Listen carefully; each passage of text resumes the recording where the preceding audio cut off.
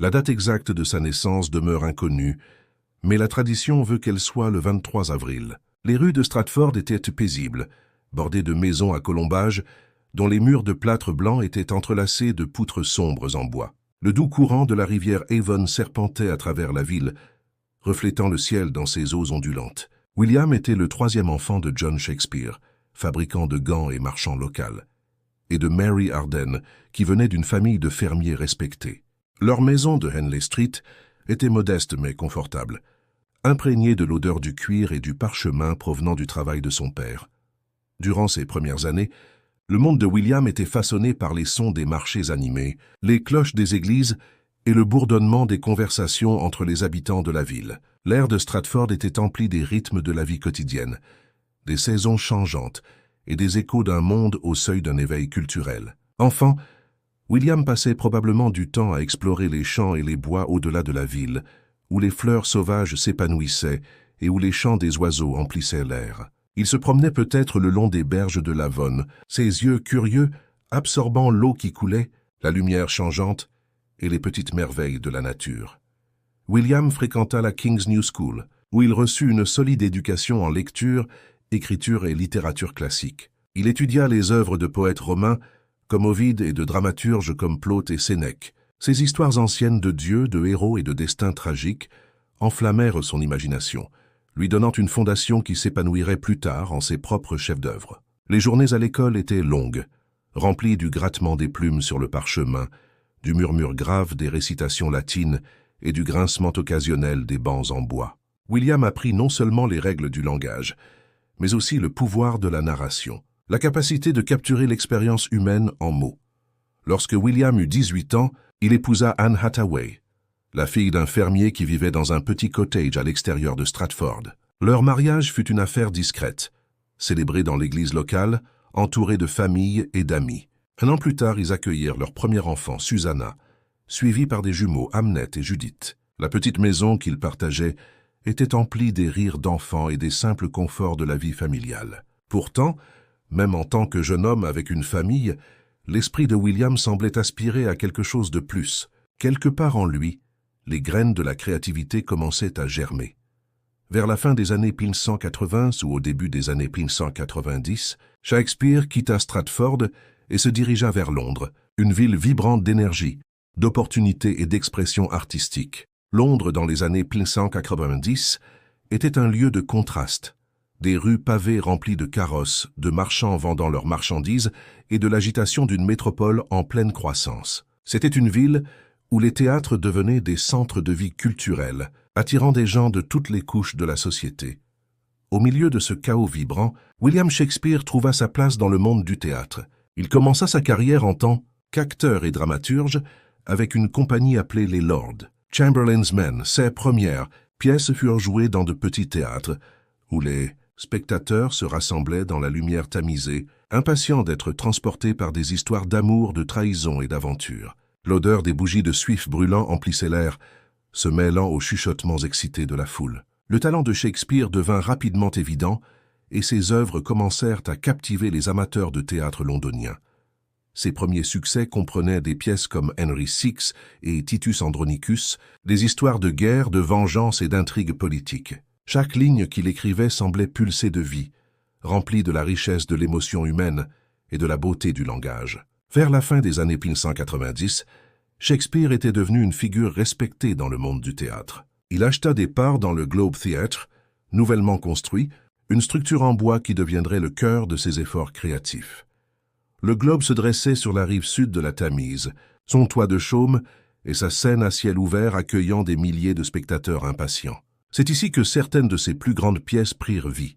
Roméo et Juliette, Le songe d'une nuit d'été et Le marchand de Venise. Ces histoires de jeune amour, de royaumes magiques et de relations humaines complexes résonnèrent auprès du public qui riait, pleurait et s'émerveillait devant les récits se déroulant devant eux. Au fur et à mesure que sa réputation grandissait, la profondeur de son œuvre s'approfondissait également. Au début des années 1600, Shakespeare écrivit certaines de ses tragédies les plus profondes et les plus puissantes, Hamlet, Othello, Le roi Léar et Macbeth. Ces pièces exploraient les recoins les plus sombres de l'âme humaine, plongeant dans des thèmes d'ambition, de jalousie, de folie et de destin. Imaginez la scène faiblement éclairée, le scintillement de la lumière des bougies, l'anticipation silencieuse de la foule alors que le rideau se levait. Les mots de Shakespeare emplissaient l'air, tissant une tapisserie d'émotions, de drames et de perspicacité qui résonneraient à travers les siècles. Même alors qu'il connaissait le succès à Londres, Shakespeare ne perdit jamais son lien avec Stratford-upon-Avon. Il retournait fréquemment dans sa ville natale où il acheta New Place, l'une des plus grandes maisons de la ville. C'était un lieu de paix et de réflexion, un refuge loin du monde animé du théâtre. Alors qu'il entrait dans les dernières années de sa vie, son écriture prit un ton plus doux. Des pièces comme La Tempête et Le Conte d'hiver parlaient de pardon, de rédemption et du passage du temps. Ses œuvres finales reflétaient un homme qui avait vu beaucoup de la beauté et de la tristesse de la vie et qui cherchait la paix et la compréhension.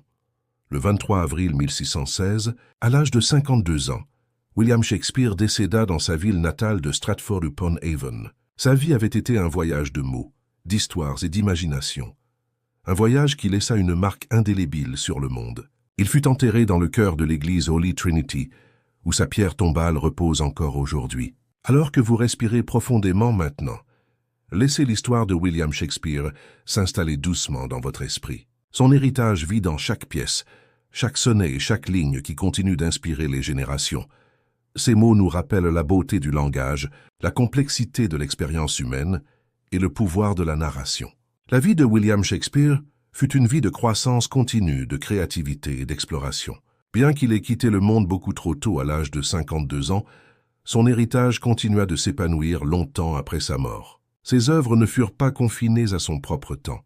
Elles transcendèrent les générations, les cultures et les continents, façonnant le monde de la littérature, du théâtre et du langage de manière que personne n'aurait pu prédire.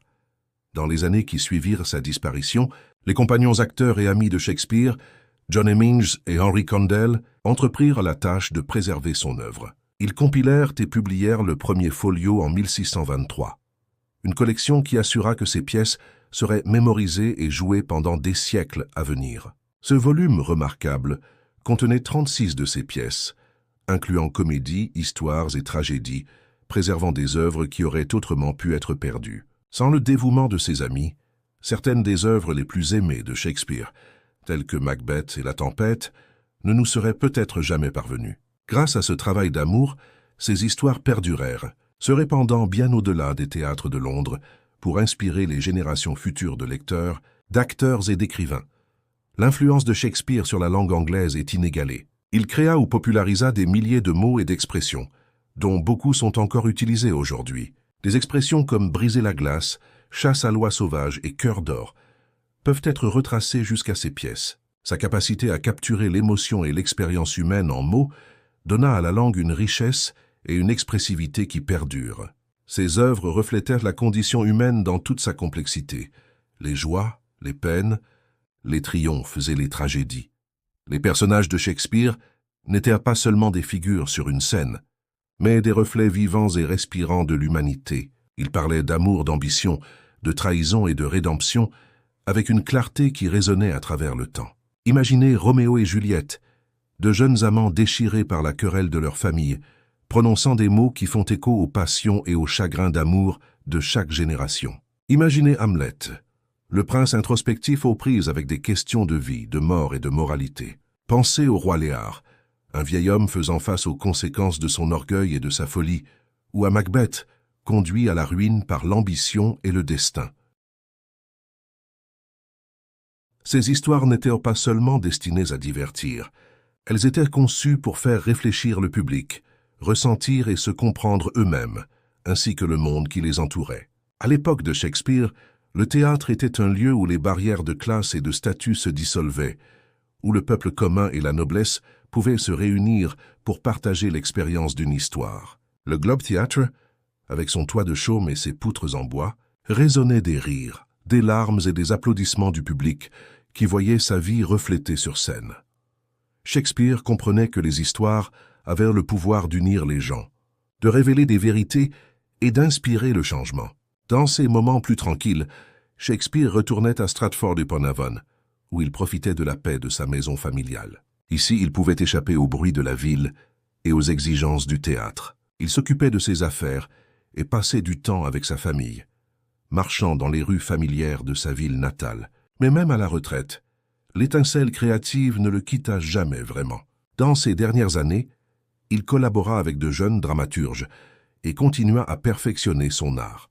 La sérénité de Stratford lui offrit une chance de réfléchir sur l'œuvre de sa vie, de trouver la paix dans la connaissance qu'il avait donnée au monde, quelque chose d'intemporel et d'extraordinaire. Bien que sa vie se soit terminée le 23 avril 1616, son impact ne faisait que commencer.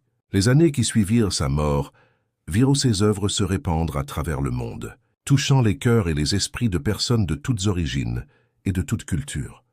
Le théâtre élisabétain, avec toute sa grandeur et son drame, devint une partie intégrante de l'identité culturelle de l'Angleterre, et Shakespeare en était le joyau de la couronne. Ses pièces furent traduites dans d'innombrables langues, jouées sur des scènes du monde entier, et adaptées sous d'innombrables formes, films, opéras, ballets et même romans graphiques. Chaque génération trouvait quelque chose de nouveau dans ses mots, quelque chose qui parlait à son époque, tout en restant éternellement pertinent.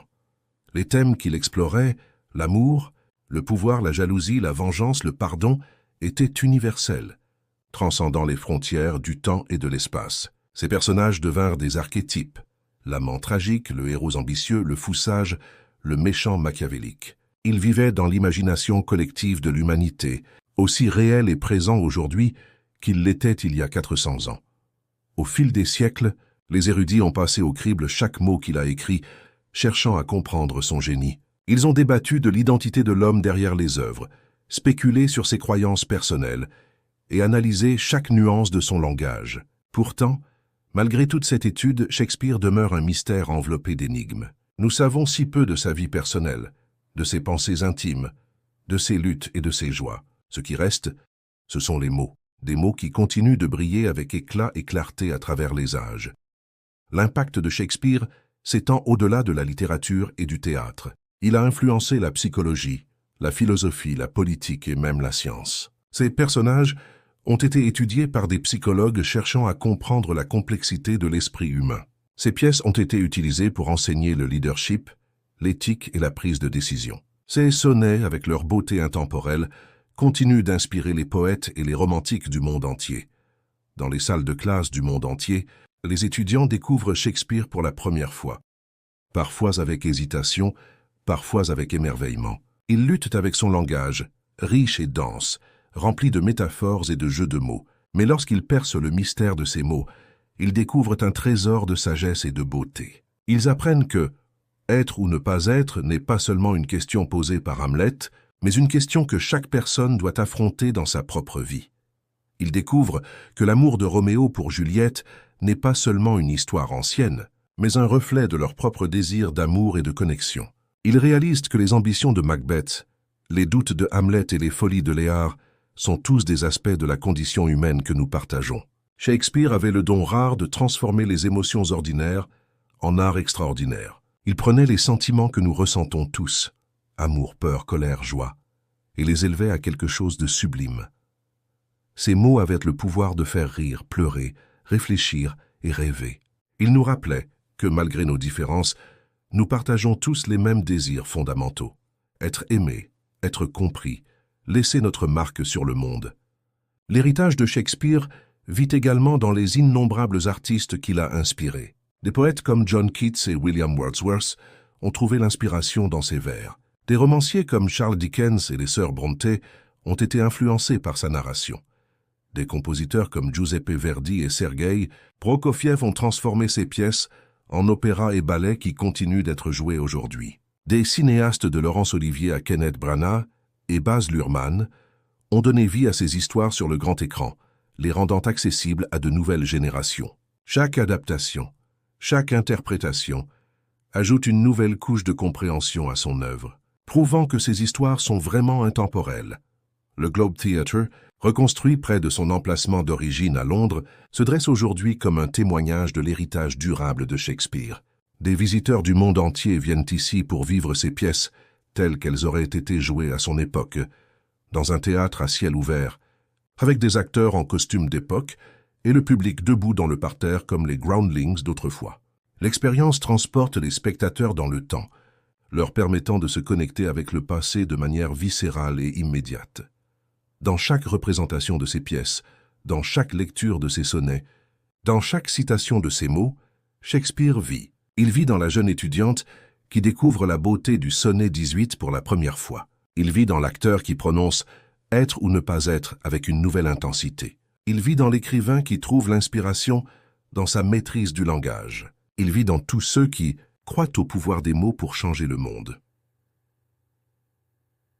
La vie de William Shakespeare nous enseigne que la créativité et l'imagination sont parmi les plus grands dons que nous puissions offrir au monde. Malgré des origines modestes, il a créé des œuvres qui ont transcendé son temps et son lieu, touchant l'âme humaine de manière que personne d'autre n'a jamais fait. Il nous rappelle que nos histoires, les histoires de nos vies, de nos rêves, de nos luttes, valent la peine d'être racontées. Il nous montre que les mots ont le pouvoir de guérir, d'inspirer, de transformer. Alors que nous réfléchissons à sa vie et à son héritage, nous sommes remplis d'une profonde gratitude pour ce qu'il nous a laissé. Dans un monde en constante évolution, où tant de choses semblent éphémères et temporaires, l'œuvre de Shakespeare demeure constante, une étoile du Nord qui guide les générations à travers les tempêtes de la vie. Ces mots nous rappellent ce que signifie être humain, avec toutes nos faiblesses, nos forces, nos contradictions et notre beauté. Laissez l'histoire de William Shakespeare vous inspirer à embrasser votre propre créativité, à raconter vos propres histoires, à laisser votre propre marque sur le monde. Comme lui, nous avons tous le pouvoir de créer quelque chose qui durera au-delà de notre temps sur cette terre. Comme lui, nous pouvons toucher les cœurs et les esprits des autres à travers l'art que nous créons, les mots que nous écrivons, les vies que nous menons. Tandis que le soleil se couche sur Stratford-upon-Avon, jetant de longues ombres sur les rues pavées et la rivière Avon qui coule doucement, l'esprit de Shakespeare demeure. Il demeure dans chaque vers prononcé sur scène, dans chaque page tournée d'un de ses folios, dans chaque cœur touché par ses histoires. Son voyage de l'humble Stratford aux scènes de Londres et au-delà nous rappelle que la grandeur peut venir des débuts les plus modestes et que le véritable génie réside dans la capacité de voir l'universel dans le particulier, l'éternel dans le temporaire. William Shakespeare, le fils du fabricant de gants, le garçon qui errait le long des berges de l'Avon, devint l'un des plus grands écrivains que le monde ait jamais connu. Son héritage est un don pour toute l'humanité, un trésor qui continue d'enrichir nos vies et de nourrir nos âmes.